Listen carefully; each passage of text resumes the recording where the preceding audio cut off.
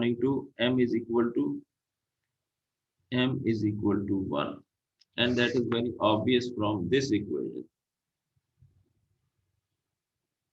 You can use any equation, no problem, but from this equation it is very obvious. 1 minus 1 0, 1 minus 1 0, so left side is gone.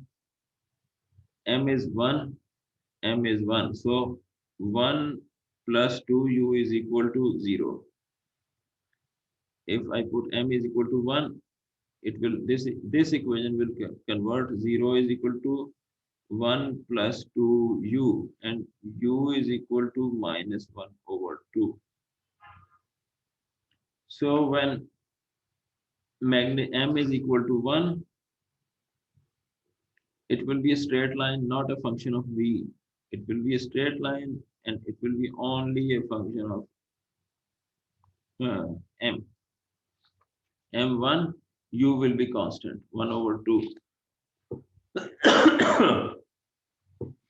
And when m is greater than 1, 1 minus 2.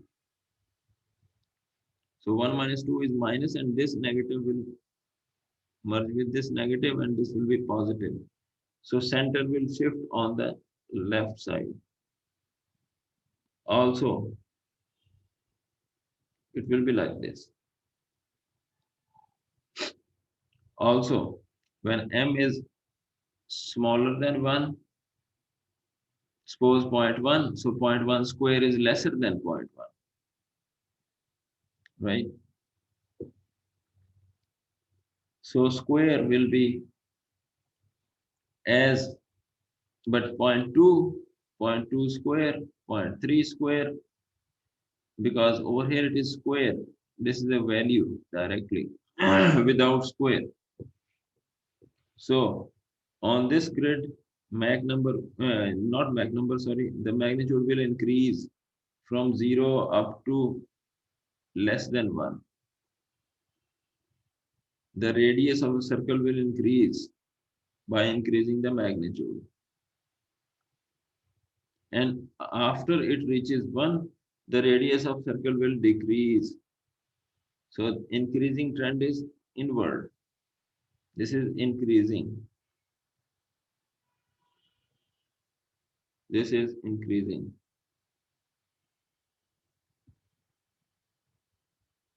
So increasing trend means the radius is getting smaller and smaller. So what information we can get from this graph?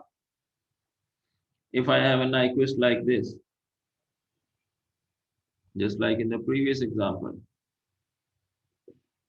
So now this line is corresponding to the loop transfer function. But by putting this grid on this graph, I can directly calculate the resonance magnitude, resonance frequency. Remember, resonance is a terminology of closed loop transfer function, not the loop transfer function. So I can directly calculate the resonance.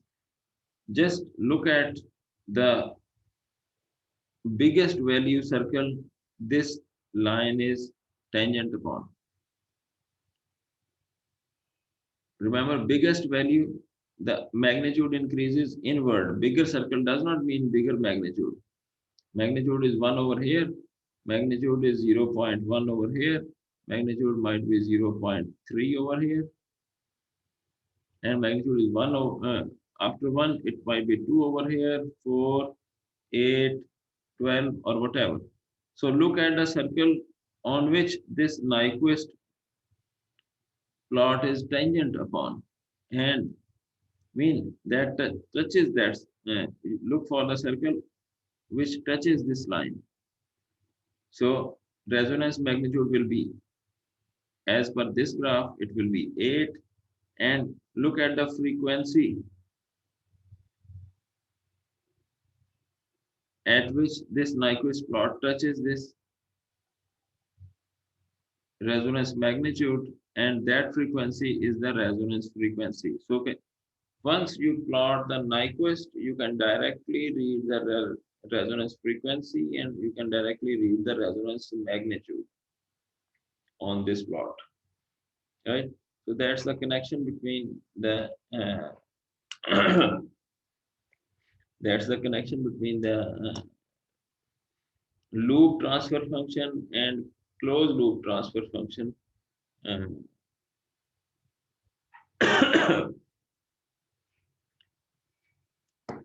parameters, right? So we'll stop over here, and in the next lecture we'll probably finish this chapter, and we'll calculate the constant phase grid on the Nyquist and some other stuff, and we'll try to wind up the chapter. Okay, by that time, thank you so much, and I'll see you in the next lecture.